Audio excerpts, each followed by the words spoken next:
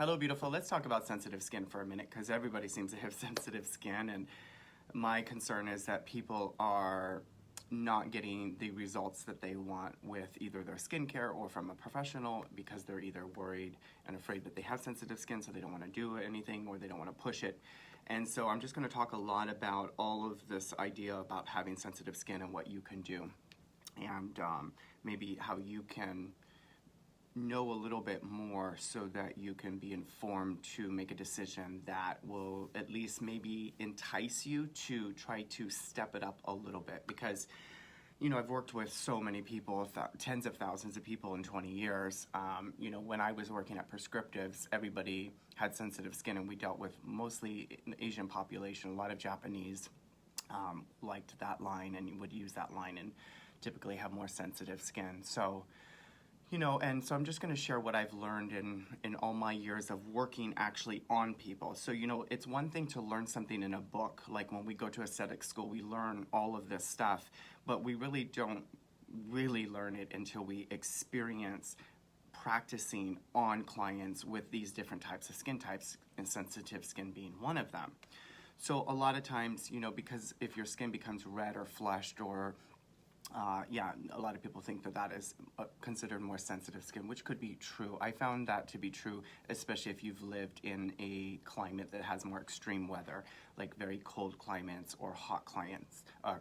I noticed that the skin has its own ability and intelligence to self-regulate itself in extreme weathers, and if you kind of come from that environment, you know, the skin, it knows how to regulate itself in extreme temperatures. So if you grew up in like the Midwest and cold, you probably get really flushed maybe easily, or you have a lot of broken red capillaries. It's just my theory and my thought about this, is the environment also plays a part in your sensitivity or your thought about having sensitive skin.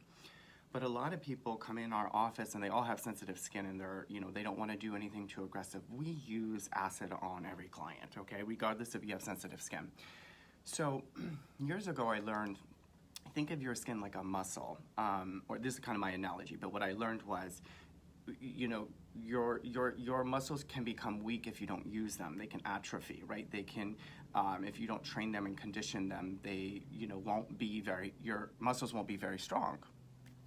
So the same is kind of true of the skin, and usually women are saying they have sensitive skin. Men never say this. So I always think, well, what's causing a woman to have more sensitive skin? Of course, we need to consider all things that could lead to sensitivity, like hormones, what you've been doing on your skin, what you've not been doing on your skin. You know, have you been wearing sunscreen, medications that you take, age, what you did in the past, your baseline, where you're starting now. All of those things can lead to the potential to have more sensitive skin, or more importantly, more sensitized skin, because sensitized skin is skin that's usually brought on from misusing products. Makeup, I love makeup, but it's kind of like glue on the face, you know, and you're putting this layer of makeup on the face every day, and you know, that kind of constantly putting something on the skin that could just, you know, have perfume and glues and waxes and chemicals in it that is like a thick layer. Imagine doing that for 30 years. Of course your skin would probably be suffocated and probably not as strong as it potentially could be, because of this layer of constant makeup being put on the skin. So, and I'm not bashing makeup, I'm just saying that's one of the things, and a lot of makeup does have fragrance in it, or it has in the past, especially like Estee Lauder, which I've worked for. So, you know, a lot of people won't want to do much to their skin when their skin is sensitive, but think of it like this. So when we use an acid on the skin, like an alpha hydroxy acid, okay, in that process of irritation, the skin actually becomes stronger. Why? Because it's causing a controlled injury and a wound healing. So the acid, the acidity from the acid is kind of in a controlled way killing off the skin cells and causing them to become dry and exfoliate.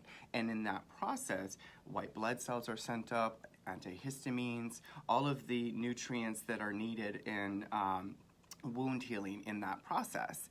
And it's in that process that your skin actually will become stronger. It's actually through the irritation, the mild irritation, the mild injury, the mild inflammation actually is what causes the healing, the strengthening of the skin. Does that make sense? So when somebody comes in here and is like, well, I can't do much, I'm very sensitive, and I end up, like they'll say, oh, I use this vitamin C serum, I can't use it, I'm too sensitive. And then we do like a 30% glycolic on them, and they're fine, they're completely fine.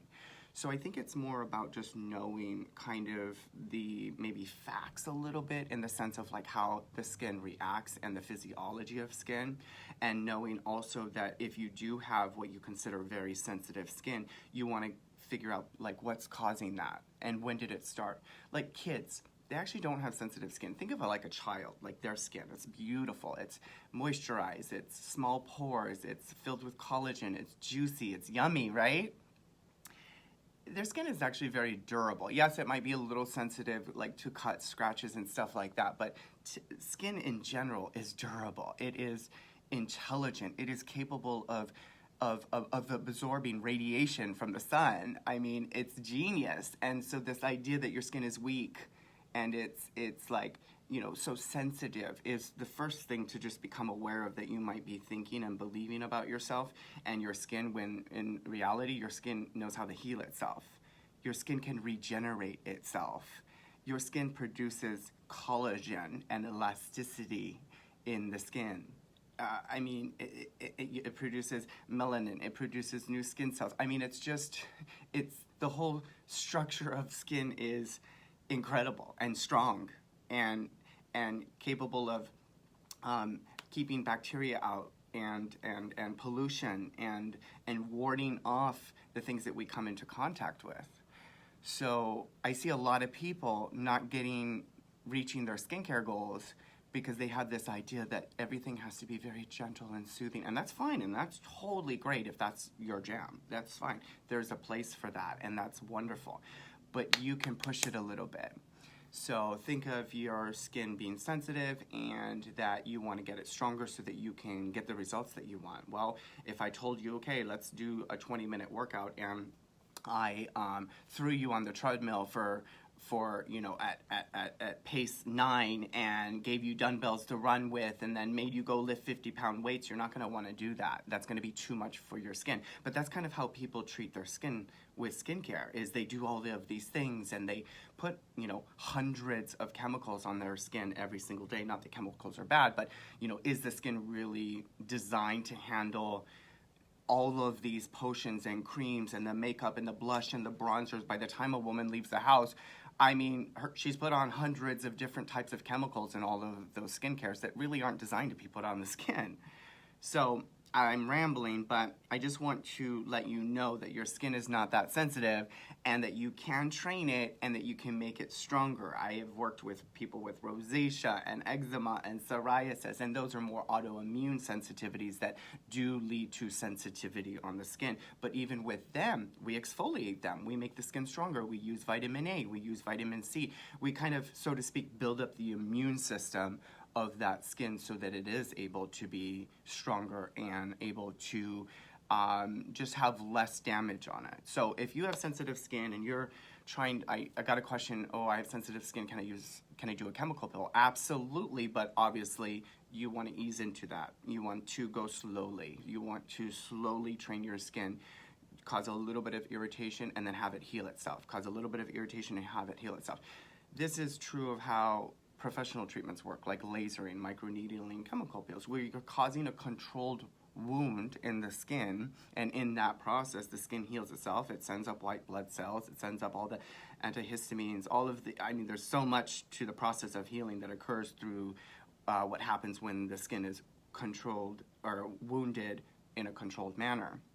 And so that's how we do it professionally, behind the scenes, you know, or if you went to a doctor, their job, like people are getting lasering treatments with sensitive skin, and yeah, maybe they might not do a hardcore ablative laser, but they can do a lighter one and they can do several of them, and then their skin will become stronger and stronger. That's why vitamin A is such an incredible ingredient, because in the process of stimulating new skin cells, in the fibroblast, collagen stimulation, and all of that, so much magic happens below the surface, including controlling redness and inflammation and those things that cause the skin to be more sensitive. And one thing that really causes, I've noticed, more sensitive skin is dehydration.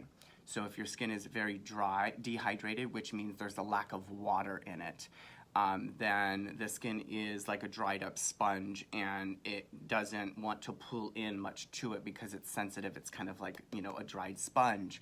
So the more you can flood your skin with hydration, water, meaning hyaluronic acid, gels like that, peptides, stuff like that, glycerin, oatmeal, stuff that will help to give hydration to the skin and attract water to the skin is really, really, you know, important. And when you do that, the skin naturally can actually handle more irritating things or more acidic things like alpha hydroxy acid in different percentages, or lactic acid. So anyway, if you have any questions, feel free to ask them below if you have sensitive skin, or if you have sensitive skin and you're like, I've been wanting to do this service, like a chemical peel or this, what do you think? Do you think I can do it?